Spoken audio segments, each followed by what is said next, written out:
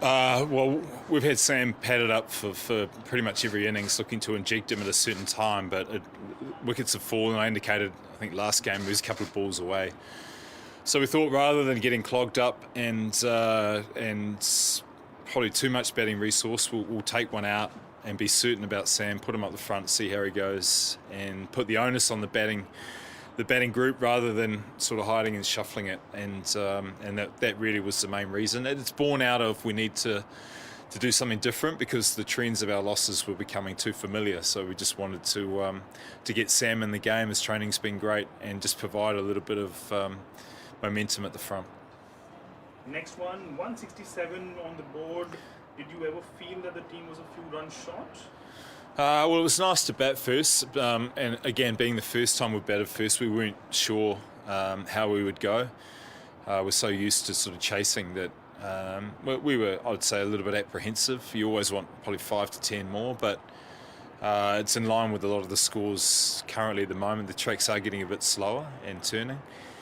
So we thought if we could get Bairstow and sort of Williamson and Warner out reasonably cheaply, we'd have a good score. The pitches in UAE seem to have slowed down a touch in the recent days. Do you think CSK can capitalize on that aspect with 3 spinners going forward? Well, we're trying to preempt it. We've obviously got one world-class one overseas-wise, so we've got some challenges around the balance of our squad, which we're trying to work through. We've got a luxury of either too many bowlers or too many batters. So that's not quite right. I'm not sure if we can do too much about that. But in terms of playing the extra spinner today, we felt that was positive going forward, that if the tracks continue to get slower, we've introduced another leg spinner. And we're just trying to find a way to stay in the competition, really. Wins are important, but the method in which we do it, we need still to improve.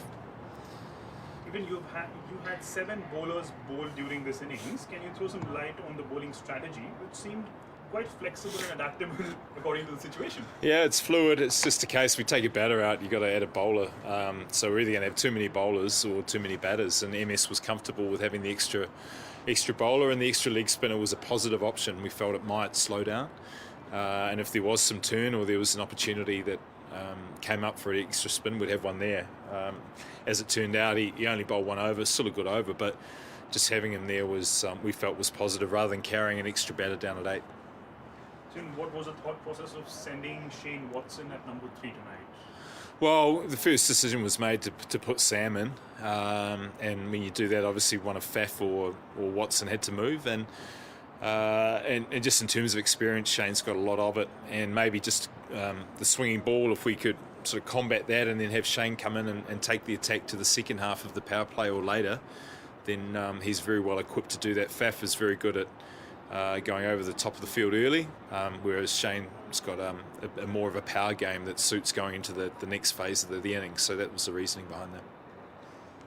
Let's talk about Sam Curran. Yeah. Was the power hit at the top tonight? He feels it at the fielding hotspots and bowls tough overs as well.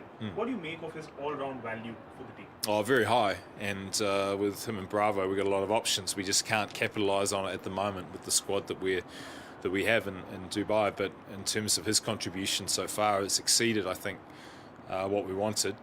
Probably not in his eyes because he's very competitive, and every time he's had a challenge, he's risen to it. He's been desperate to get in and make a difference with the bat, and I think we saw a glimpse today of potentially what he can do for us in the future. So he's a very good addition to us.